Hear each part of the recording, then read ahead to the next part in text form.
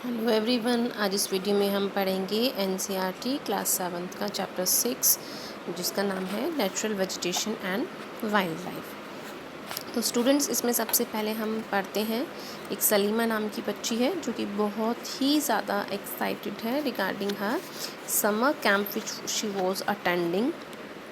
तो उसको शुरू करते हैं हम। Salima was excited about the summer camp she was attending. Salima जो है अपने समर कैंप को लेकर बहुत ज़्यादा एक्साइटेड थी जो उसने अटेंड किया था। She had gone to visit Manali in Himachal Pradesh along with her classmates. वो हिमाचल प्रदेश के मनाली में गई थी जहाँ पे वो अपने फ्रेंड्स के साथ गई थी। She recalled how surprise she was to see the changes in the landforms and natural vegetation as the bus climbed higher and higher.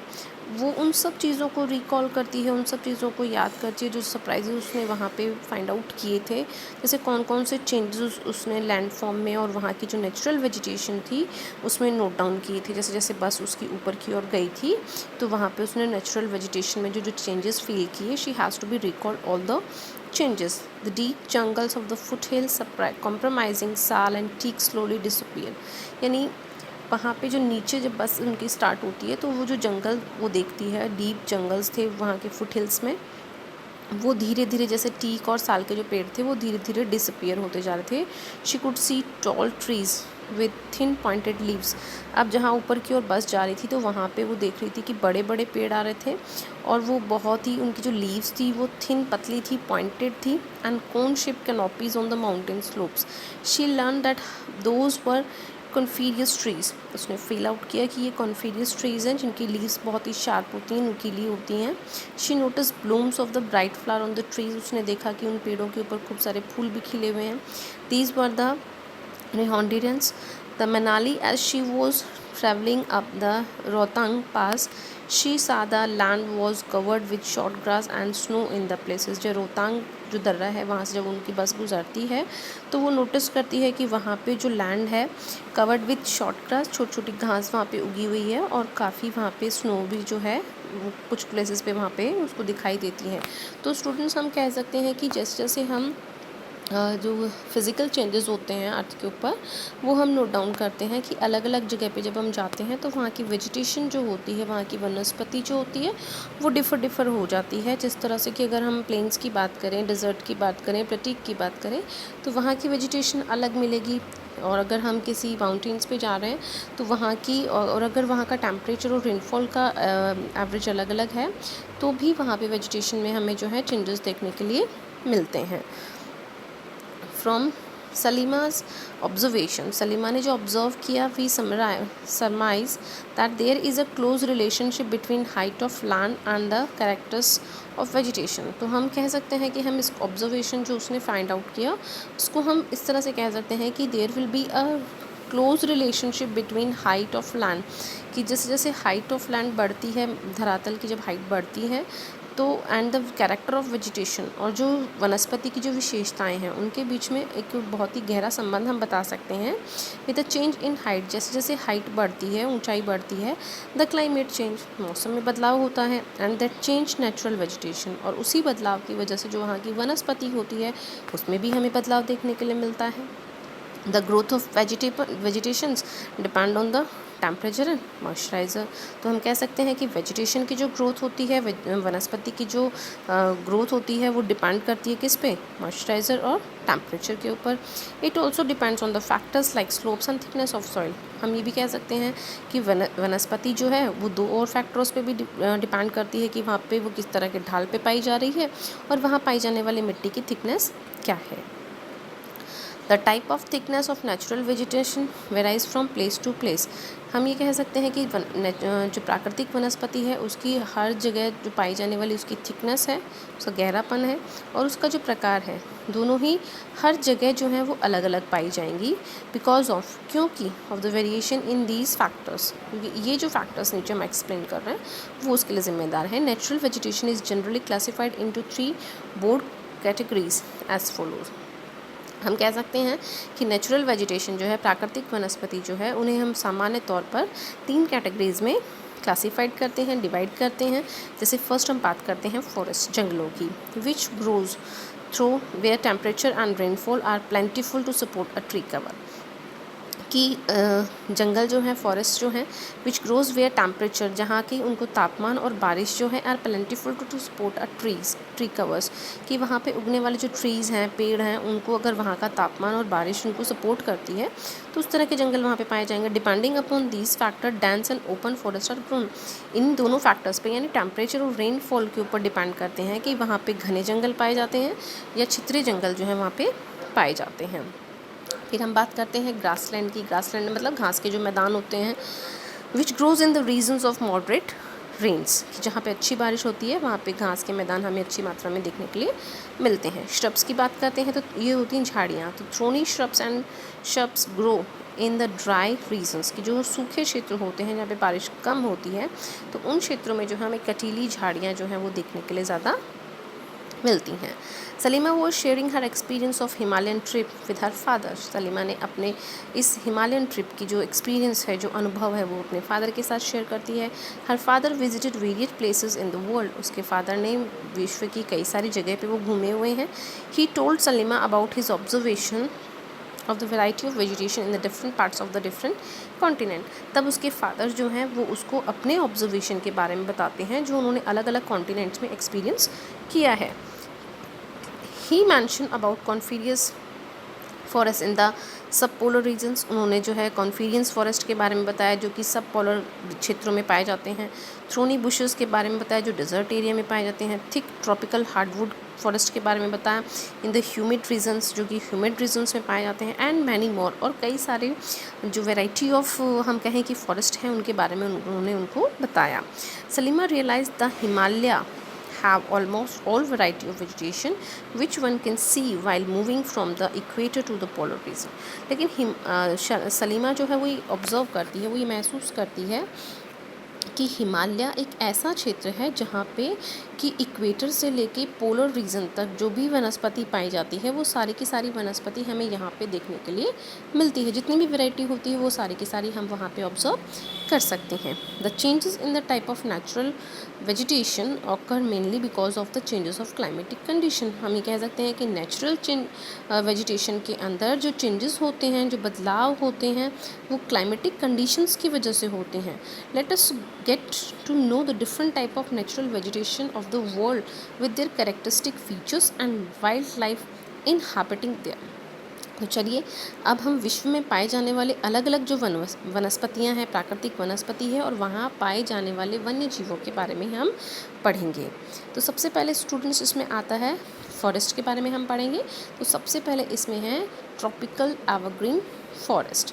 तो यहाँ पे डू यू नो में दिया हुआ है कि the tropical evergreen forest in Brazil is so enormous, बहुत बड़े हैं। That is the like of lungs of the earth. ऐसा हम कह सकते हैं कि जैसे वो अर्थ के लंग्स हैं। Can you tell why? Then अब हम पढ़ेंगे तो हमें पता चलेगा कि हम जो है ब्राज़ील के जो इनॉर्मियस ट्रॉपिकल एवरग्रीन फॉरेस्ट है उन्हें लंग्स क्यों कहते हैं वर्ल्ड का।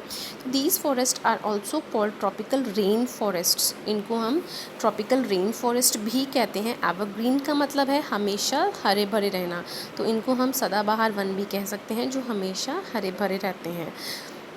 ट्रॉपिकल रेन फॉरेस्ट भी कहते हैं। These thick forest occur in the regions near the equator and close to the tropics. Equator और ट्रॉपिक्स के नज़दीक ये जंगल पाए जाते हैं। दीज रीजन्स आर हॉट, ये जो क्षेत्र होते हैं ये गर्म होते हैं। And receive heavy rainfall through out the year. और हम कह सकते हैं कि ये जो रीजन्स होते हैं ये गर्म होते हैं और ज़्यादा बारिश जो है वो पूरे साल भर ये रिसीव करते हैं। As there is no particular dry season. और यहाँ पे हम बात करें कि यहाँ पे कोई भी सूखा सीज़न जो है, पर्टिकुलर ड्राई सीज़न यहाँ पे नहीं होता है। The trees do not shade their leaves all together. और एक साथ पे यहाँ पे जो ट्रीज़ हैं वो अपने लीव्स को कभी भी शेड नहीं करते, उनको गिराते नहीं हैं। दिस इज़ द रीज़न, और यही कारण है दे आर कॉल्ड एवरग्रीन, कि इनको हम जो है एवरग्रीन कहते हैं, सदाबहार कहते हैं। The thick canopies of closely shaped spaced trees do not allow the sunlight to penetrate inside the forest even the daytime। और हम ये कहें कि ये जो थिक कैनोपीज़ होती हैं, यानी ये जो पेड़ होते हैं इतने घने होते हैं कि ये एक दूसरे के अंदर समाये होते हैं, और जिसकी वजह से सूरज की जो रोशनी होती है वो दिन में भी इन जंगलों के अंदर एंटर नहीं कर सकती है। फिर हम बात करें तो hardwood trees like rosewood, ebony, mahogany are common here. और यहाँ पे जो सख्त लकड़ी के जो पेड़ हैं जैसे रोज़वुड है, इबोनी है, मोहगनी है, आर कॉमन हेयर, ये यहाँ पे मुख्यतः से हम कहें कि पाए जाते हैं। फिर है आपका इसमें ट्रॉपिकल डेडिकेशियस फॉरेस्ट, इनको हम मॉनसून फॉरेस्ट भी कहते हैं। Tropical deciduous are the monsoon forest found in the large part of India. भारत में मोस्टली कई सारे पार्ट्स में ये पाए जाते हैं। Northern Australia and in the central America में भी ये जो जंगल हैं वो पाए जाते हैं। These regions experience seasonal changes, ये जो क्षेत्र हैं यहाँ पे हम ये कहें कि मौसमी जो बदलाव हैं वो ये पेड़ यहाँ पे अनुभव करते हैं। Trees shade their leaves in the dry season two conserve water को कंजर्व करने के लिए यहाँ के जो पेड़ हैं वो एक पर्टिकुलर सीज़न में अपने लीव्स को गिराते हैं। The hardwood trees found in these forest are, और जो सख्त लकड़ी के पेड़ यहाँ पे पाए जाते हैं उनमें साल है, टीक है, नीम है और शीशम है। Hardwood trees are extremely useful for making furniture, और हार्डवुड लकड़ी जो होती है यानी हम कहेंगे जो सख्त लकड़ी होती है वो फर्नीचर बनाने के लिए काफ़ी इस्तेमाल की जाती है। ट्रांसपोर्ट एंड कंस्ट्रक्शन मटेरियल्स में भी उसका इस्तेमाल होता है।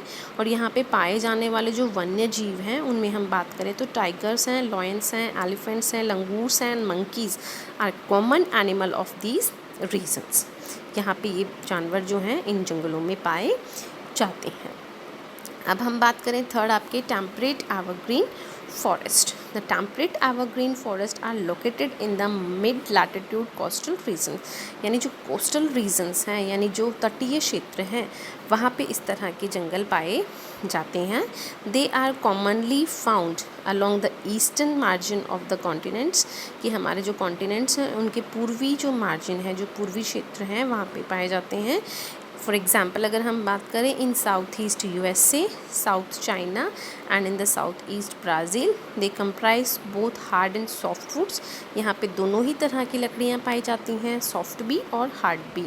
और trees like oak, pine, eucalyptus etcetera, ये पेड़ जो हैं यहाँ पे मुख्यतः से पाए जाते हैं। फिर है आपका temperate deciduous forest. As we go towards higher latitudes, जैसे जैसे हम हायर लैटिट्यूड्स की ओर बढ़ते हैं, there are more temperate deciduous forest वहाँ पे पाए जाते हैं।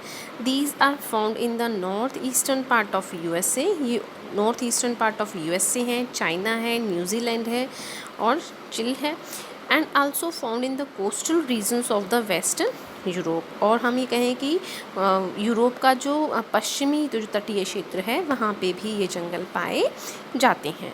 They shed their leaves in the dry season, ये भी मानसून फॉरेस्ट की तरह से हम कहें कि एक पर्टिकुलर सीज़न, ड्राई सीज़न के अंदर जो है अपने लीव्स को गिराते हैं।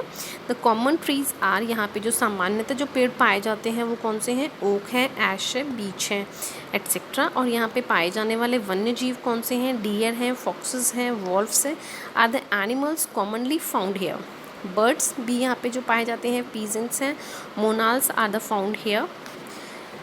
देन है आपका Mediterranean vegetation. Mediterranean vegetations, you have learned that most of the east and northeast margins of the continents are covered by temperate evergreen and deciduous trees, कि जैसा कि आपने पढ़ा है कि ईस्ट और नॉर्थ ईस्ट मार्जिन्स जो कॉन्टिनेंट्स के हैं वो temperate evergreen and deciduous trees से ढके बने हुए हैं। दे हैव मेडिटेरियन वेजिटेशन वहाँ पे पाई जाती है।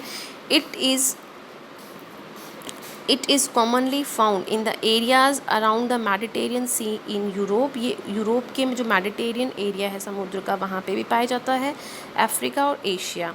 हैंस द नेम, और उन्हीं के ऊपर जो है इनका नाम रखा गया है। This kind of vegetation is also found, इस तरह की जो वेजिटेशन है, वनस्पति जो है ये पाई जाती है the actual Mediterranean regions in the California in USA, south west Africa, south western South America and south west Australia में भी ये पाए जाते हैं। These regions are marked for hot dry summers and mild rainy winters, कि ये जो क्षेत्र हैं ये मार्क किए गए हैं क्योंकि यहाँ पे समर जो होता है वो काफ़ी हॉट और ड्राई होता है, और रेनी सीजन जो हो मिल्ड एंड रेनी विंटर्स जो होता है वहाँ पे बारिश काफ़ी होती है। सिट्रस फ्रूट्स यानी जो खट्टे फल होते हैं वो यहाँ पे ज़्यादा होते हैं, जैसे ऑरेंज है, फिग्स है, ऑलिव्स है, ग्रेप्स हैं। Commonly cultivated here because people have removed the natural vegetation in order to cultivate what they want to, क्योंकि यहाँ पे हम बात करें तो जो लोग यहाँ पे रहते हैं उन्होंने यहाँ की जो वेजिटेशन है उसको रिमूव कर दिया है यहाँ पे खेती करने के लिए जिन फसलों को वो चाहते हैं। There is not much wild life here, यहाँ पे ज़्यादा वन्य जीव जो हैं वो नहीं पाए जाते। नेक्स्ट है इसमें आपका coniferous forest in the higher altitude 50 degree to 70 degree, जैसे ही आप नॉर्थर हेमिस्फीयर में ऊपर की ओर बढ़ते हैं तो spectacular coniferous forest are found here. These are also called as the taiga. These forest are also seen in the higher altitudes, ये हायर एल्टीट्यूड्स में भी देखे जाते हैं। These are the trees which सलीमा फाउंड इन द हिमालयाज़, और यहाँ पर वो ट्रीज़ पाए जाते हैं जो सलीमा ने जो है हिमालय क्षेत्र में देखे थे। दीज आर टॉल, ये आर जो ट्रीज़ होते हैं काफ़ी टॉल होते हैं। सॉफ्ट वुड एवरग्रीन ट्रीज़ यहाँ पे पाए जाते हैं। The woods of these trees are very useful for making pulp, ये जो ट्रीज़ हैं ये बहुत ही ज़्यादा यूज़फुल हैं पल्प बनाने के लिए। Which is used for manufacturing paper and news prints, जिनको कि हम पेपर और न्यूज़ प्रिंट्स बनाने के लिए जो है इस पेपर का हम इस्तेमाल करते हैं। Match boxes and packing boxes are also made from the soft wood, जो सॉफ्ट वुड होती है उससे जो हम पैकिंग करते हैं सामान की, जैसे फ्रूट्स के जो बॉक्सेस होते हैं वो बॉक्सेस बनाने के लिए जो है इन ट्रीज़ के वुड का यूज़ किया जाता है। And we are also saying that the softwood which is found here, that is cheer, pine, kedar, are important variety of the trees in this forest. Silver fox, mink, polar bear are the common animals are found here. तो यहाँ तक आज हमने पढ़ लिया है। तो I hope students you all have to be understand. Now for the remaining chapter we have to be go to in our next video. Thank you for watching it.